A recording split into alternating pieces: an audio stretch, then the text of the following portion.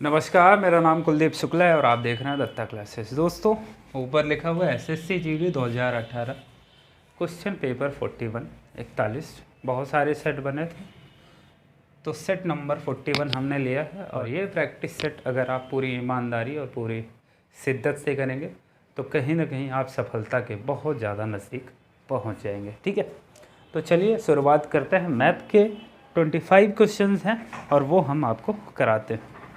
एक चीज़ और बताना चाहूँगा आपको कि ये जो क्वेश्चन करवा रहा हूँ ये क्वेश्चन तो होंगे ही होंगे, साथ में वो सारे क्वेश्चंस होंगे जो उनसे रिलेटेड हैं, या वैसे सारे क्वेश्चन जो पूछे जा सकते हैं, उन सारी चीज़ों के बारे में डिस्कशन करेंगे। हम अगर एक फार्मूला बता रहे हैं, जैसे मैंने अगर वर्ग की बात की है, स्क्वायर की बात की है, तो उसके सारे फार्मूले भी लिखा दूँगा।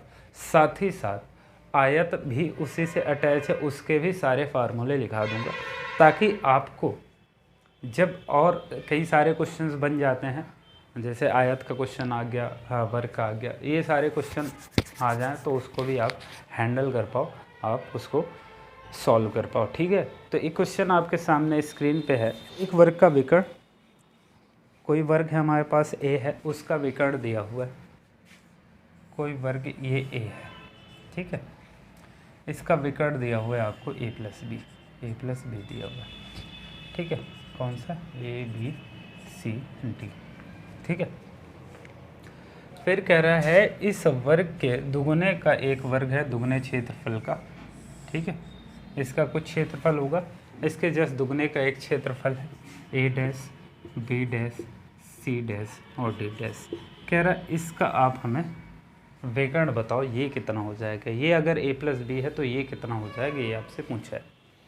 तो दोस्तों, अगर हम क्षेत्रफल की बात करें, वर्ग के क्षेत्रफल की बात करें, तो उसको हम दो तरीके से निकालते हैं। एक तो विकर्ण के संदर्भ में और दूसरा उसकी भुजा के संदर्भ में।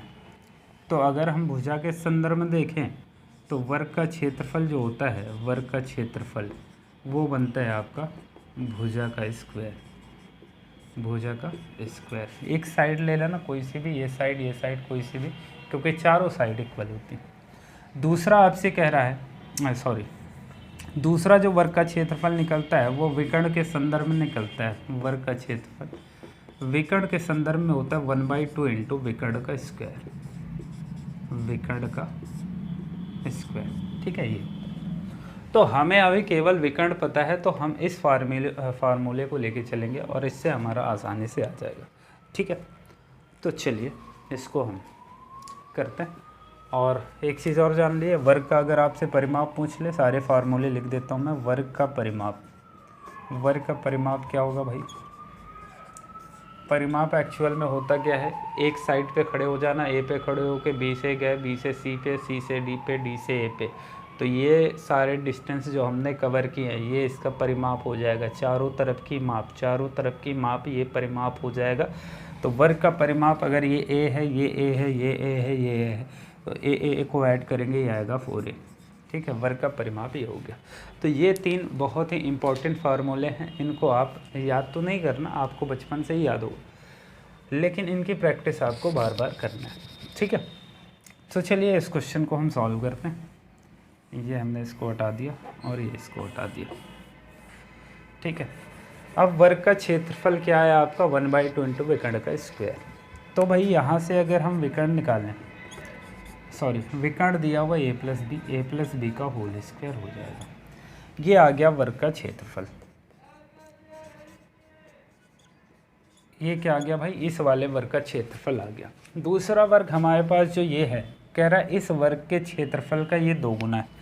तो इस वर्ग का क्षेत्रफल कितना आया भाई, 1/2 इंटू ए प्लस बी का होल स्क्वायर। अब बताओ इसका अगर हम 2 गुना कर दें तो ये वाला वर्ग का क्षेत्रफल आ जाएगा, A dash B dash C dash और डी डैश। ये आ गया, इसका एरिया आ गया। अब अगर विकर्ण के संदर्भ में लें तो इसका फार्मूला क्या होता है, 1/2 इंटू विकर्ण का स्क्वायर, यही तो होता है भाई एरिया। और एरिया है कितना, ये है, 2 से 2 काट दो, आ गया ए प्लस बी का होल स्क्वायर।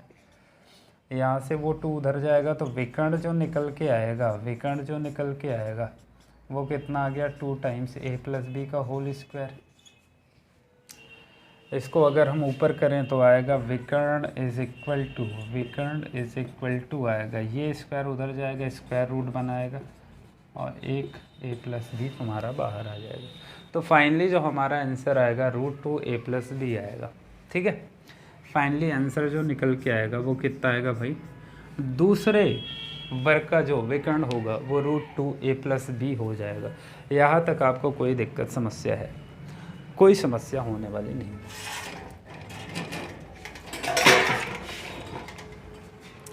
नेक्स्ट क्वेश्चन की ओर हम बढ़ रहे हैं, दूसरे क्वेश्चन की ओर दोस्तों बढ़ रहे हैं। इसमें ये फार्मूले इंपॉर्टेंट है जो मैंने लिखे, थोड़ा सा चीज़ें और इसमें आप जान लो। ये तो हम वर्ग की बात की हमने, वर्ग के सारे फार्मूले हमने लिख लिए थे। अब थोड़ा सा हम आयत की बात कर लेते हैं। ठीक है, थोड़ा सा आयत की बात कर लेते हैं, आयत के फार्मूले लिख देते हैं ताकि कभी आयत की चीज़ें पूछ ले तो आपको कोई प्रॉब्लम ना हो। ठीक है, यहाँ पे ऐसे कर लेते हैं, यहाँ पे लिखा हुआ है SSCGD। ठीक है, SSCGD का ये प्रैक्टिस सेट चल रहा है। तो अगर हम आयत की बात करेंगे, आयत की बात करते हैं तो मान लो ये ABCD, ये साइड हम मान लेते हैं तो ये भी A होगी, ये साइड भी हम मानेंगे तो ये भी B होगी।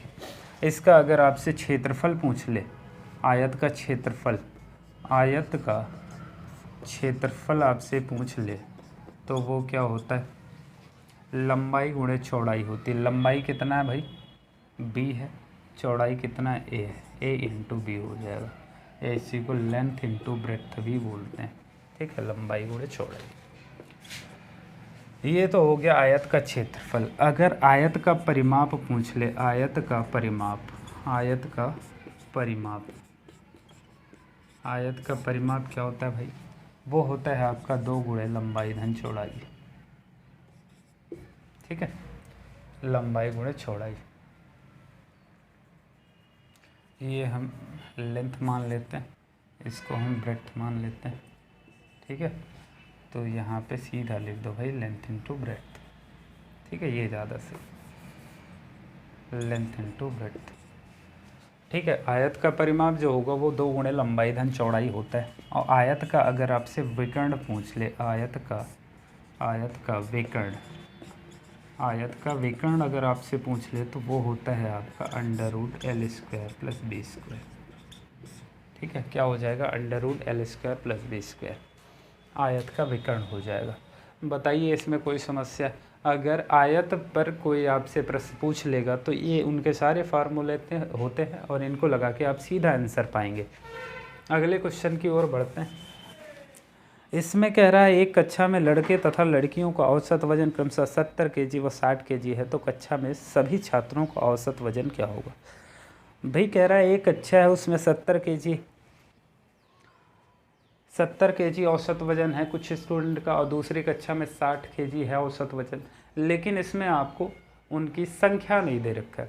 तो दोस्तों जब तक संख्या नहीं दे रखा होगा तब तक हम इसका कुछ भी नहीं निकाल सकते। 2 चीज़ों से ये सॉल्व होने वाला नहीं है। तो इसमें आपके पास श्योर ऑप्शन है A 66, B ज्ञात नहीं किया जा सकता, C 67, D 65। तो यहाँ पे हम ज्ञात नहीं किया जा सकता, इसमें टिक लगा के आगे बढ़ जाएंगे। ठीक है, फिर कह रहा है एक गांव में कुल जनसंख्या का 30% अवयस्क हैं और 60% अवयस्क जनसंख्या शिक्षित है। 60% जो अवयस्क जनसंख्या है वो शिक्षित है। फिर कह रहा है 40% वयस्क जनसंख्या अशिक्षित है। कुल शिक्षित जनसंख्या 6000 है, तो नगर की कुल जनसंख्या कितनी होगी? भाई शिक्षित जनसंख्या कितनी है? टोटल 6000। ये 6000 शिक्षित जनसंख्या। दोस्तों इसमें कह रहा है कि टोटल जो गांव की जनसंख्या है वो 100% है, हम अपनी तरफ से मान लेते हैं। फिर कह रहा है 30% जो है, 30% जनसंख्या अवयस्क है, मतलब वो वयस्क नहीं है। 30% जनसंख्या अवयस्क है। अब 30% अगर अवयस्क है तो भैया 70% वयस्क होगी, 70% आपकी वयस्क होगी। ठीक है, फिर इसमें कहा है कि 30% अवयस्क है और 60% अवयस्क जनसंख्या शिक्षित है। टोटल भैया 30% जनसंख्या क्या है, अवयस्क है, और ये 30% में, इन 30% में 60% लोग शिक्षित हैं। टोटल जनसंख्या अवयस्क लोगों की कितना है, 30% है, और इस 30% में 60% लोग शिक्षित हैं। ठीक है, इस 30% का 60% लोग शिक्षित हैं। फिर इसमें कहा है कि 40% वयस्क जनसंख्या अशिक्षित है। अशिक्षित लोग कितने हैं भाई, 70%। इसमें से 40% अशिक्षित हैं, तो 60% तो शिक्षित होंगे भाई। ठीक है, अगर भाई 40% लोग शिक्षा नहीं पाए हैं तो 60% तो उसमें पाए, मतलब 70 का 40% तो नहीं पाए, लेकिन 70 का 60% शिक्षित हैं, उन्होंने शिक्षा ग्रहण की। इस तरह से टोटल जो शिक्षित लोग बन रहे हैं वो 6000 बन रहे हैं।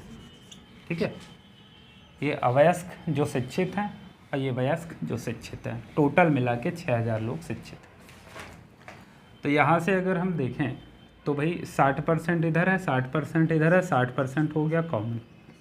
इधर कितना बचा, 30%, प्लस इधर कितना 70% बचा, बराबर 6000। दोस्तों मुझे आप बताओ, 60%, 70 और 30 ऐड करेंगे 100% हो जाएगा, इज इक्वल टू 6000।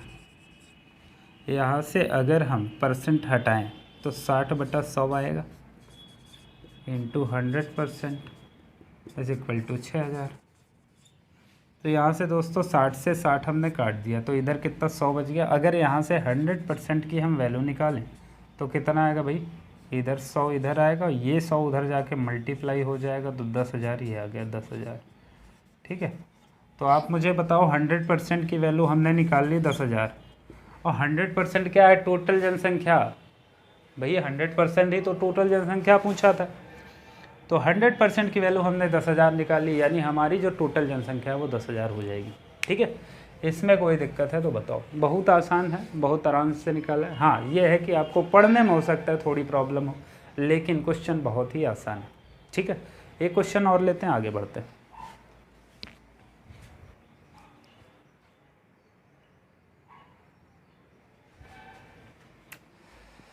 चलिए दोस्तों, अगले क्वेश्चन की ओर बढ़ते हैं। बहुत ही बेहतरीन सा क्वेश्चन था ये।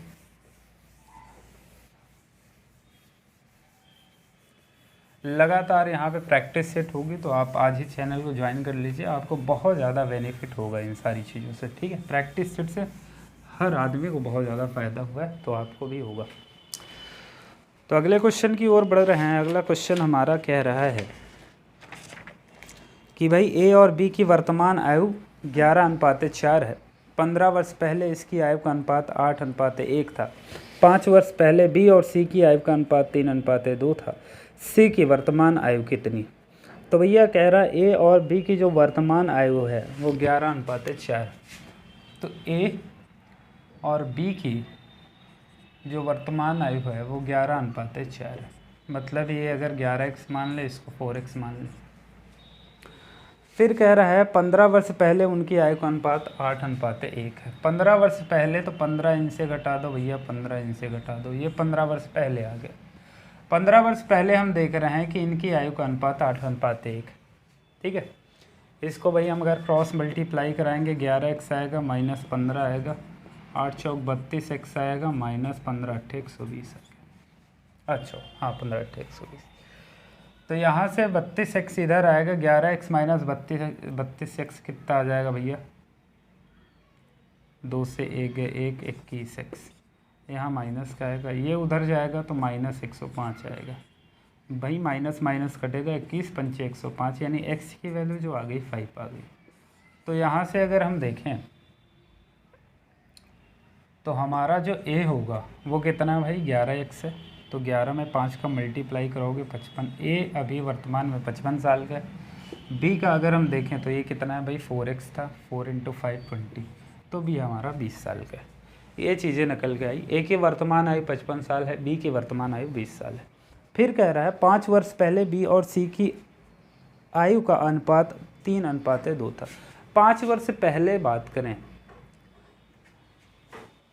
5 वर्ष पहले की अगर हम बात कर रहे हैं तो भाई 5 वर्ष पहले अगर बी का देख लें तो भाई 20 - 5, अभी ये 20 साल का है। 5 वर्ष पहले 15 साल का रहा होगा बी। और सी के अगर देखें तो सी की अभी वर्तमान आयु मान लें सी है तो 5 साल पहले C-5 होगी, और इनका जो रेशियो बन रहा है 5 साल पहले वो बन रहा है 3:2 यानी 3/2। 15 दूना 30 हो जाएगा, ये 3C होगा माइनस 5 15, ठीक है। ये इसको इधर लाओगे 15 और 10 30 10 40 5 45, 3C की वैल्यू जो आएगी वो 45 आएगी। C की वैल्यू निकालेंगे 3 1 कम 3 5 15, C की वैल्यू जो है 15 साल है, यानी C की वर्तमान आयु 15 साल है। बताइए इसमें कोई दिक्कत है? यही आपको निकालना था। बहुत आसान से क्वेश्चन है, सीधा रखते जाएंगे आंसर आता जाएगा। समझाने में इतना देर लग रहा है, लेकिन करने को होगा तो बहुत ही जल्दी ये क्वेश्चन सॉल्व होगा, ठीक है। चलिए साथियों आगे बढ़ते हैं, एक और क्वेश्चन लेते हैं बेहतरीन सा, और लगातार इनकी प्रैक्टिस करते जाते हैं, ठीक है।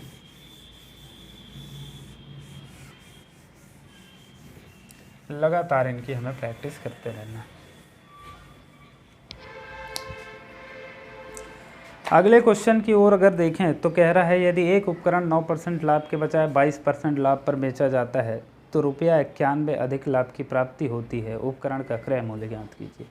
भाई पहले वो 9% लाभ कमाता था, ठीक है, पहले 9% लाभ कमाता था, अभी किसी तरह से उसने क्या किया 22% लाभ कमाता है। 22% लाभ कमाता है, तो आप मुझे बताओ कि कितना ज़्यादा लाभ कमा रहा है पहले से। तो आप कहोगे सर 13 ज़्यादा कमा रहा है, 13% ज़्यादा कमा रहा है, और इस 13% की वजह से उसे ₹91 का अधिक लाभ होता है। भाई इसी 13% की वजह से तो ₹91 का अधिक लाभ हो रहा है। तो 13% की अगर वैल्यू 91 है तो 1% की कितना हो जाएगी भैया? 7 हो जाएगी, ₹7। तो 100% की वैल्यू निकाल लो, 100% कितना होगा? 700। 100% ही हमारा क्रय मूल्य है, यही हमारा 700 क्रय मूल्य बन जाएगा। इसमें कोई दिक्कत आपको नहीं होनी चाहिए। अगले क्वेश्चन की ओर बढ़ रहे हैं। अगला क्वेश्चन आपके सामने फिर से स्क्रीन पे।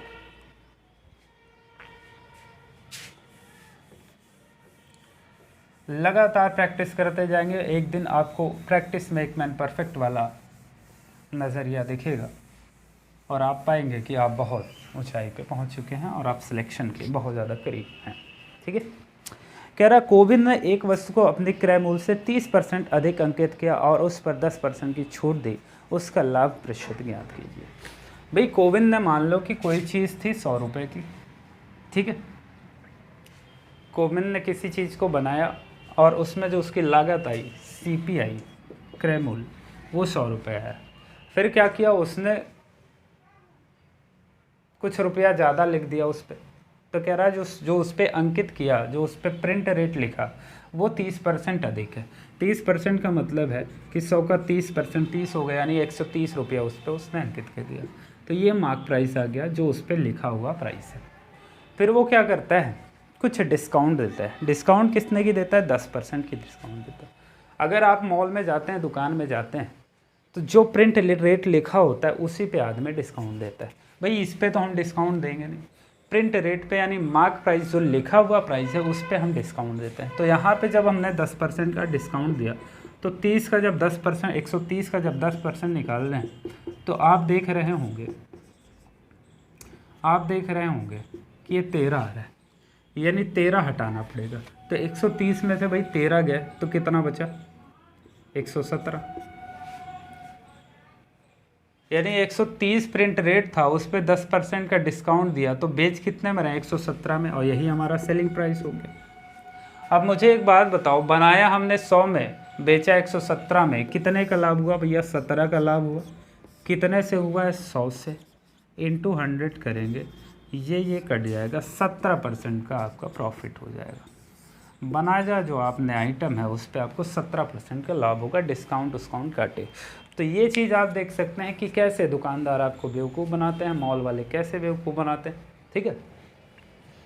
बनाएंगे सस्ते में, उस पर प्रिंट रेट अधिक लगाएंगे, फिर डिस्काउंट देंगे, तो चीज़ें कुल मिला के उनका जो है प्रॉफिट होना ही होना है।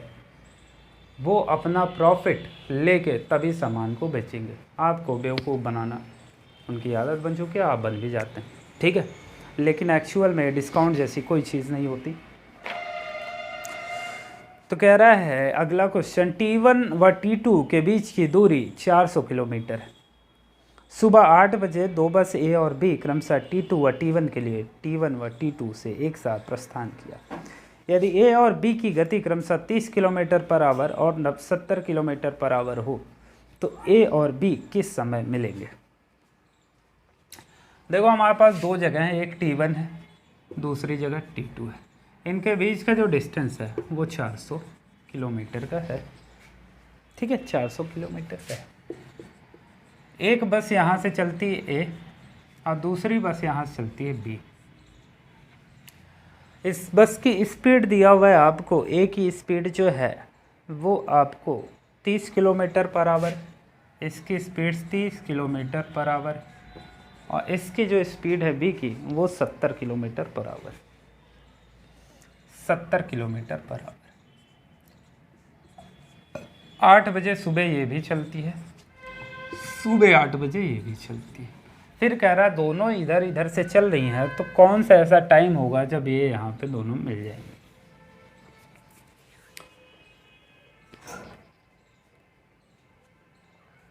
तो कुछ डिस्टेंस इधर से ये ट्रैवल करेगी, कुछ डिस्टेंस इधर से ये ट्रैवल करेगी, मतलब दोनों मिला के मिलने के लिए कुछ ना कुछ डिस्टेंस ट्रैवल करेंगे और टोटल डिस्टेंस है कितना, 400 किलोमीटर। दोस्तों सबसे पहला काम हम यहाँ पे रिलेटिव स्पीड निकाल लेंगे। रिलेटिव स्पीड की अगर हम बात करें तो ये 30 किलोमीटर पर आवर, ये 70 किलोमीटर पर आवर, ये दोनों एक दूसरे की तरफ आ रही हैं तो दोनों की स्पीड को हम ऐड कर लेंगे, 30 + 70 किलोमीटर पर आवर, ये हो जाएगा 100 किलोमीटर पर आवर।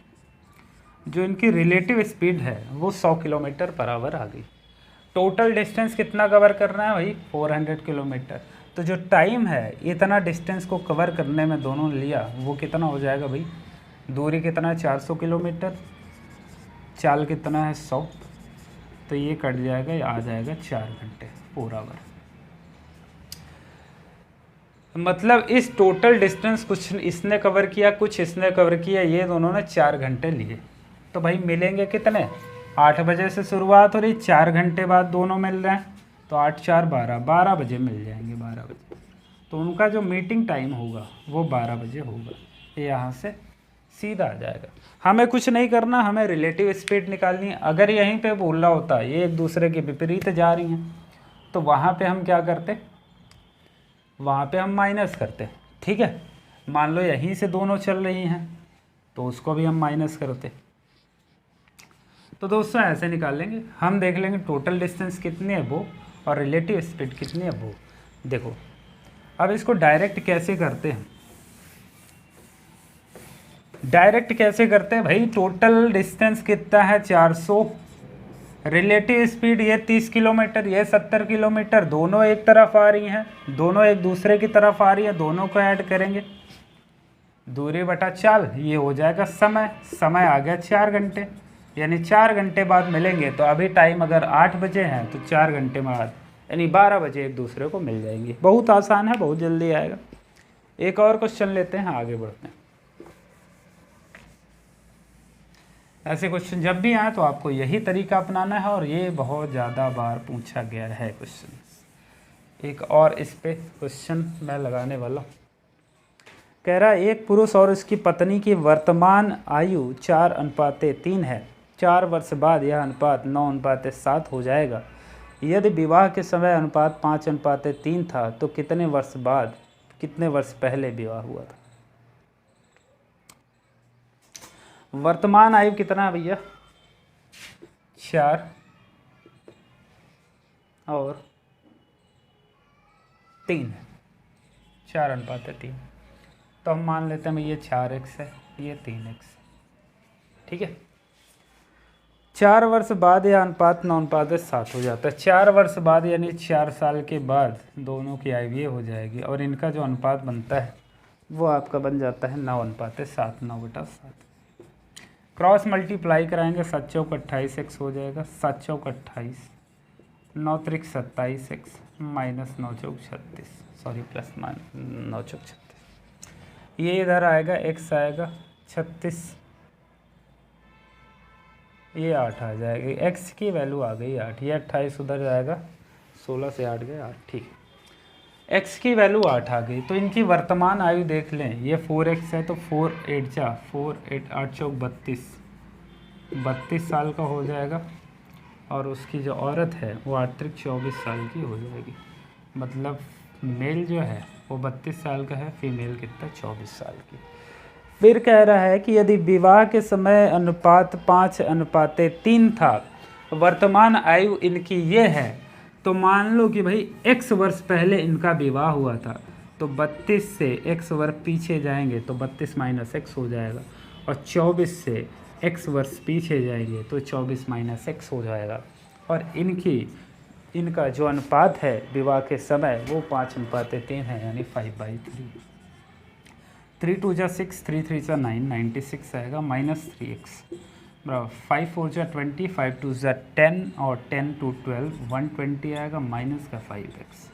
ठीक है, ये 3x उधर जाएगा, ये 3x उधर जाएगा, या तो इसको इधर लेके आओ, इसको उधर लेके जाओ, तो ये बनेगा 2x, और 120 से 96 जाएगा तो 10 से 6 गए 4, और इधर 11 में से 9 गए 2, 24, 2 12 24, x की वैल्यू जो आई वो 12 आ गई।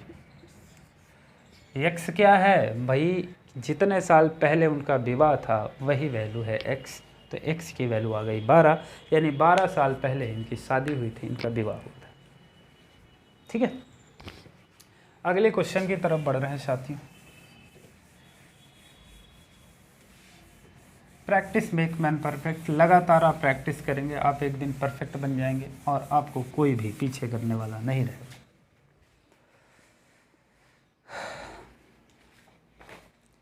साथियों, एक और क्वेश्चन ले रहा हूं आपके सामने। इस क्वेश्चन में कह रहा है 15 व्यक्ति किसी कार्य को 8 दिनों में पूरा करते हैं, 2 गुने काम को 12 दिनों में पूरा करने के लिए 15 व्यक्ति किसी कार्य को 15 व्यक्ति किसी कार्य को 8 दिनों में पूरा करते हैं, 2 गुने कार्य को 12 दिनों में पूरा करने के लिए कितने और व्यक्तियों की ज़रूरत होगी, कितने और आदमी चाहिए। भाई कह रहा 15 व्यक्ति किसी कार्य को 8 दिनों में कर रहे हैं, 15 व्यक्ति किसी कार्य को 8 दिनों में पूरा कर रहे हैं। दोस्तों, इस क्वेश्चन में एक कॉन्सेप्ट याद रखिएगा, जो उनका काम होता है, काम को हमें नीचे लिखना है, बाकी सब को ऊपर मल्टीप्लाई करा देना। काम को क्या करना है, नीचे लिखना है, बाकी सब चीज़ों को ऊपर मल्टीप्लाई करा देना। भाई 15 आदमी थे, क्या पूछ रहा है, हाँ 15 व्यक्ति थे, 8 दिनों में पूरा काम करते हैं, पूरा काम हमारा 1 होता है, पूरा काम करते हैं। फिर कह रहा है कि 2 गुने काम को, भाई पहला काम 1 था, अभी काम क्या है 2 गुना है। 2 गुने काम को करने के लिए 2 गुने काम को 12 दिनों में पूरा करने के लिए कितने और आदमियों की ज़रूरत होगी। तो 12 दिन में काम को पूरा करना, पहले हमारे पास आदमी कितने थे, 15 थे, अभी हमें x आदमियों की ज़रूरत पड़ेगी, हमने x और आदमी बुला लिए 12 दिन में काम को करने के लिए। ठीक है, तो यहाँ से एक तो क्या करेंगे भाई, 3 चौक 3 पछे 15 हो जाएगा, 3 चौके 12 हो जाएगा, 2 दूना 4 काट दिया, तो ये 15 8 120 हो गया, 8 5 40 हो गया, और इधर हमने देखा 15 दूना 30 प्लस 2x, भाई यहाँ से ये आएगा 40 माइनस 30 10 हो जाएगा, 10 की वैल्यू 2x है, तो x की वैल्यू कितना हो जाएगी 5, मतलब 5 और व्यक्ति हम बुला लेंगे तो हमारा काम 12 दिनों में हो जाएगा। बताइए इसमें कोई दिक्कत है। एक और क्वेश्चन लेते हैं, बहुत बेहतरीन सा, इसको थोड़ा सा बढ़िया क्वेश्चन है, इसको सॉल्व करने का तरीका आपको बताता हूँ, फिर आप ऐसे क्वेश्चंस को बहुत जल्दी सॉल्व कर पाएंगे। ये थोड़ा सा प्रिंट नहीं हो सकता, इसलिए हमको ये क्वेश्चन लिखना पड़ जाएगा। कह रहा है, हम आपको लिख देते हैं क्वेश्चन, यहाँ पे क्वेश्चन ऐसे लिखा हुआ है, 1 है, divide 1 plus 1 divide 1 plus 1 divide 2,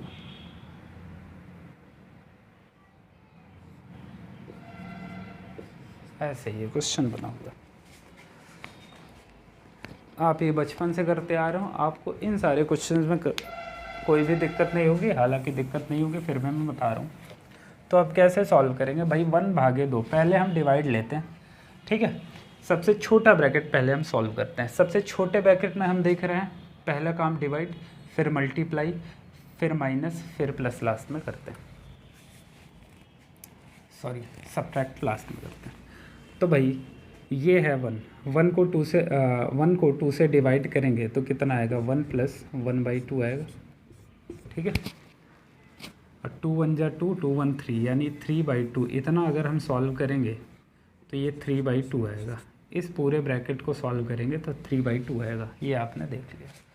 फिर आगे क्या है, डिवाइड है, 1 है +1, ठीक है। उसके बाद ये ब्रैकेट लगा हुआ है, डिवाइड बाई 1 ऐसे लगा हुआ है, ठीक है। फिर दूसरा काम, फिर इसको डिवाइड करेंगे, ठीक। तो दोस्तों 1 + 1 यहाँ डिवाइड है, मल्टीप्लाई का साइन लगाएंगे, 2/3 हो जाएगा, ठीक है। ये अब 3 1 जा 2 1 जा 2, 2/3, 3 1 जा 3, 3 2 5, 5/3 ये हो जाएगा, डिवाइड बाई 1 ये। फिर यहाँ पे हम मल्टीप्लाई का साइन लगाएंगे, ये ऊपर जाएगा, ये नीचे आएगा, 3/5, यानी फाइनली जो आंसर होगा वो 3/5 आएगा, 3/5 आ जाएगा। फाइनली जो आंसर निकल के आएगा वो कितना आएगा, 3/5, ठीक। ये आंसर होगा। इसको ऐसे सॉल्व करेंगे, सबसे पहला छोटा ब्रैकेट, फिर उससे बड़ा वाला, फिर उससे बड़ा वाला, ऐसे हम सॉल्व करते हैं। चलिए, बहुत बेवकूफ़ सा क्वेश्चन है, इसको चलिए दोस्तों, कह रहा 20 छात्रों की एक कक्षा का औसत आयु 20 वर्ष है। यदि एक नया छात्र जिसकी आयु 20 वर्ष है कक्षा में सम्मिलित होता है तो कक्षा की नई औसत आयु क्या होगी।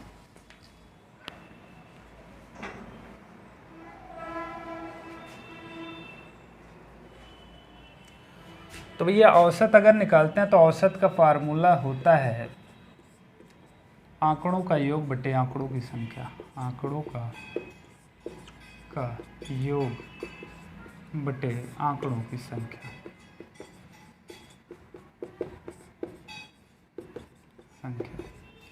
ये होता है, ठीक है।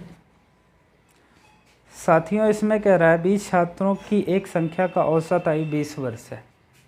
औसत कितना है, 20 वर्ष है, और टोटल भाई संख्या कितने, इसको अगर इधर मल्टीप्लाई करें, एक चीज़ मुझे बताओ, यहाँ से इस फार्मूले से हम देखें तो आंकड़ों का योग अगर हम निकालें, आंकड़ों का योग अगर हम निकालें तो क्या आता है, ये आंकड़ों का योग जब हम निकालते हैं तो आता है औसत, औसत गुणे ये उधर मल्टीप्लाई होगा तो आंकड़ों की संख्या हो जाएगा।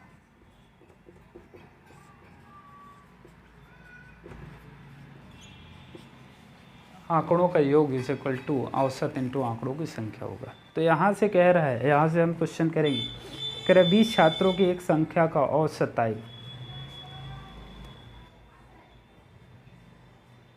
कह रहा 20 छात्रों की एक कक्षा का औसत आयु 20 वर्ष है।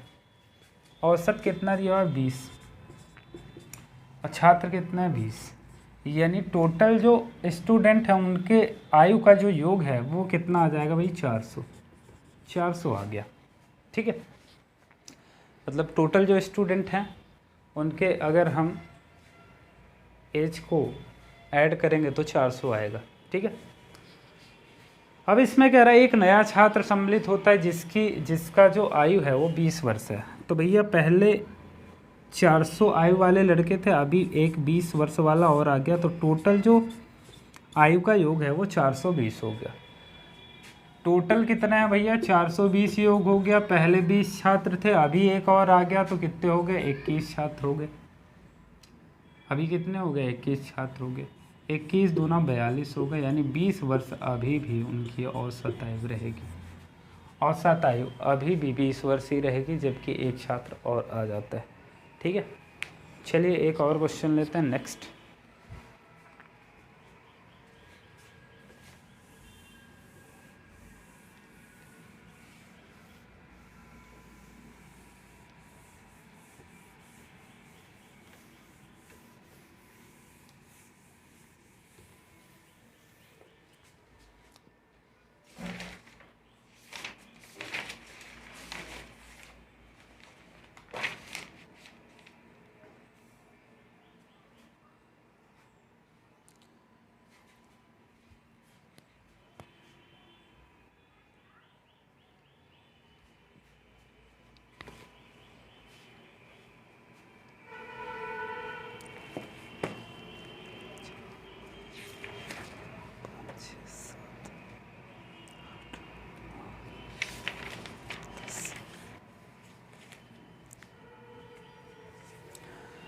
चलिए साथियों, आज के लिए इतना ही रखते हैं, बाकी मिलते हैं नेक्स्ट वीडियो में। और लगातार प्रैक्टिस होगा तो मुझे लगता है कि इसमें कम से कम 9 या 10 क्वेश्चन हो चुके हैं तुम्हारे, 10-12 क्वेश्चन, ठीक है। तो अभी ये पूरा कंप्लीट नहीं हुआ है, तो नेक्स्ट क्लास में ये कंप्लीट हो जाएगा और लगातार इसी तरह प्रैक्टिस सेट चलती रहेगी। ज़्यादा लंबा वीडियो होगा तो आपको देखने में भी दिक्कत होगी, ठीक है। तो थोड़ा थोड़ा करके पढ़ेंगे और बहुत अच्छे से पढ़ेंगे। तो आज के लिए इतना ही रखते हैं। थैंक यू सो मच, धन्यवाद। जय हिंद, जय भारत।